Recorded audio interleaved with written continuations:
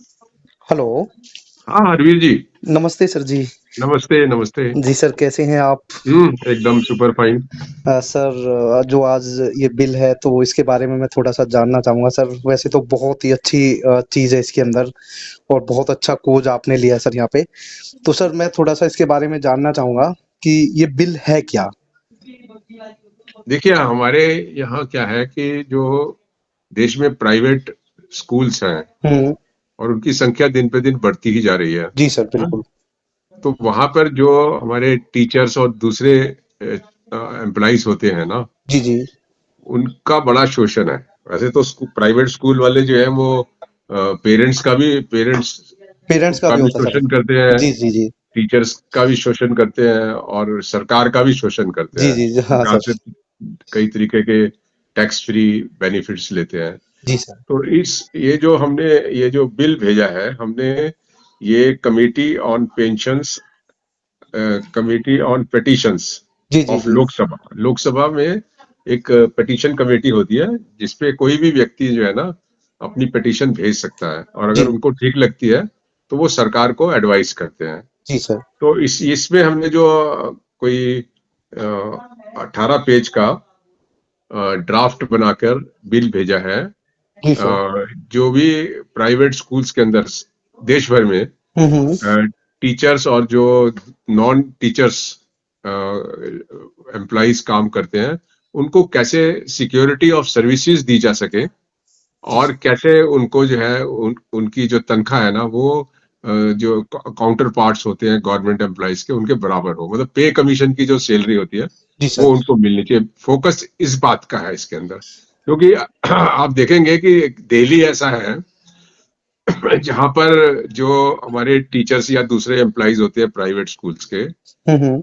उनको जो लॉ के अंदर, दिल्ली स्कूल एजुकेशन एक्ट के अंदर, उनकी जो तनख्वाह और जो दूसरे बेनिफिट्स होते हैं, वो किसी भी तरीके से जो उनके सरकारी काउंटर पार्ट्स होते हैं एम्प्लॉय, उनके कम नहीं हो सकता अच्छा सर, है। इसमें सर प्राइवेट वालों को मेडिकल, टीए, डीए, पीएफ वगैरह ये सारी फैसिलिटीज़ हैं इनके लिए। हाँ, जो भी व्हाटएवर उनके बराबर तनख्वाह है वो मिलती है उनको। जी, और जी। दूसरे बेनिफिट्स भी मिलते हैं। जी, जी। लेकिन लेकिन इस तरीके का कानून मतलब ना सिर्फ दिल्ली में है, जहां प्राइवेट स्कूल के टीचर्स और दूसरे एम्प्लॉइज को जो है पे कमीशन की सैलरी मिलती है, बाकी पूरे देश में नहीं है। दूसरा, हुँ, दिल्ली हुँ। के अंदर फिर भी सिक्योरिटी है सर्विसेज की कुछ लिमिट में, जी, जी। कि अगर उनको वो नौकरी से निकालते हैं तो वो यहाँ के स्कूल ट्रिब्यूनल में जाके अप्रोच कर सकते हैं, और ट्रिब्यूनल के पास पावर है कि वो उनको रीइंस्टेटमेंट बैक वेजेस के साथ भी कर सकता है। लेकिन ऐसी फैसिलिटी, ऐसा लॉ पूरे देश में नहीं है। जी, हैं? जी, जी। तो हमने एक कोशिश करी है, क्योंकि ये लाखों लाखों की तादाद में है ये एम्प्लॉइज। जी सर, और बहुत सारे हैं।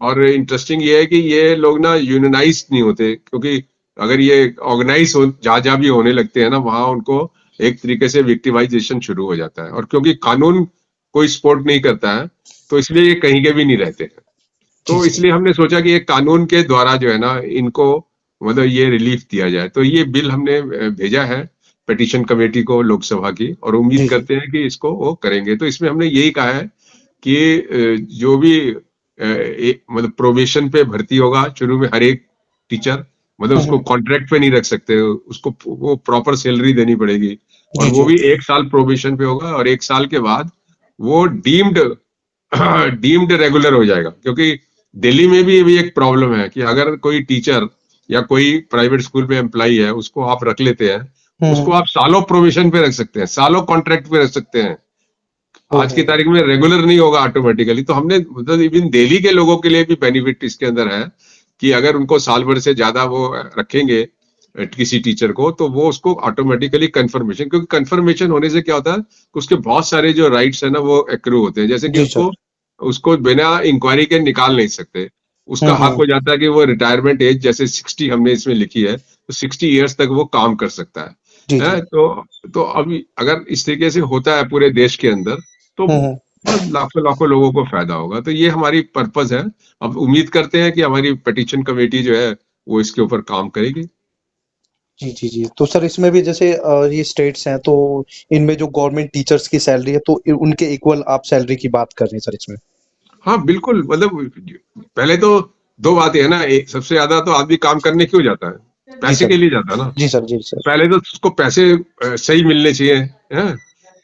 दूसरा, उसको वर्किंग कंडीशंस ठीक मिलनी चाहिए, है? अब अगर एक आदमी जाए और हर वक्त उसके ऊपर नौकरी से निकलने की तलवार लटकी रहेगी, जी सर, वो तो बिल्कुल। डरा रहता है ना। और यहाँ ऐसे केसेस हुए हैं यहाँ पर 2010 में, कंट्रोलर ऑडिटर जनरल कैग जिसको बोलते हैं, हुँ। उसने कोई 25 स्कूलों को, प्राइवेट स्कूलों के खातों को और दूसरे डॉक्यूमेंट्स को एग्जामिन किया था, और उसमें उन्होंने देखा था कि जो टीचर्स है ना, हुँ। उनको पूरी पे कमीशन की सैलरी नहीं देते।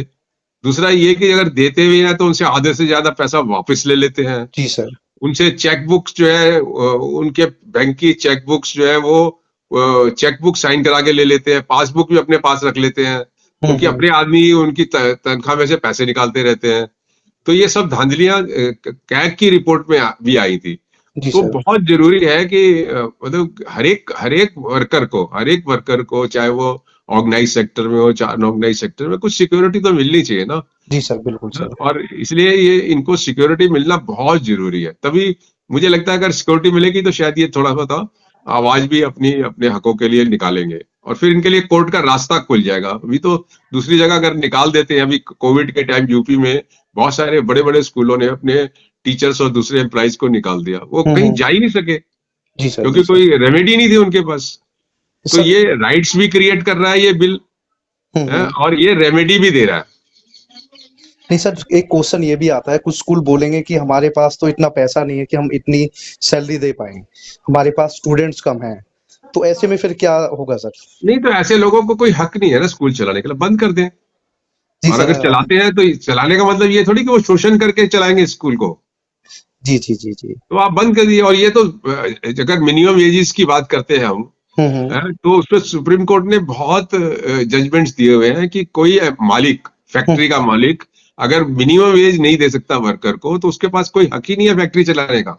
जी तो सर। वो प्रिंसिपल स्कूल पे भी अप्लाई करता है, प्राइवेट स्कूल पे। अगर इनके पास पैसे नहीं है देने के लिए, जो कानून में उसको मिलना चाहिए। हुँ। क्योंकि क्योंकि ऐसा होता है ना, अगर डिग्निफाइड लाइफ लीड करनी है तो एक मिनिमम लेवल तो तनख्वाह का होना चाहिए ना, जी सर, बिल्कुल सर। है? तो वो अगर तनख्वाह आप नहीं दे सकते तो वो डिग्निफाइड लाइफ कैसे लीड करेगा? और जब डिग्निफाइड लाइफ लीड नहीं करता तो उसका जो लाइफ टू लाइफ है, आर्टिकल 21 ऑफ द कॉन्स्टिट्यूशन, वही वायलेट होता है?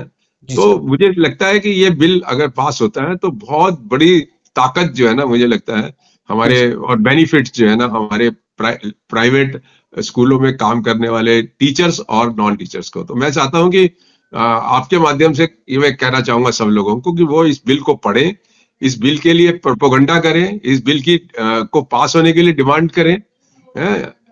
जी सर, जी सर। तो तो बहुत अच्छा होगा। मतलब सर इसको सर एक आप पब्लिक मूवमेंट जो है ना, हाँ जी, इसको हाँ जी। मिलना चाहिए। जी सर, बिल्कुल। सर आपको क्या लगता है, सरकार इसको कंसीडर करेगी या मतलब कि इस पे क्या विचार हो सकता है? अब उम्मीद तो यही है कि पेटिशन कमेटी करेगी, लेकिन अगर देश भर में जो प्राइवेट स्कूलों में हमारे टीचर्स और दूसरे एम्प्लॉइज काम करते हैं, हुँ। वो भी अगर इसको सपोर्ट करें तो मुझे लगता है कि फिर तो कुछ ना कुछ जरूर होगा।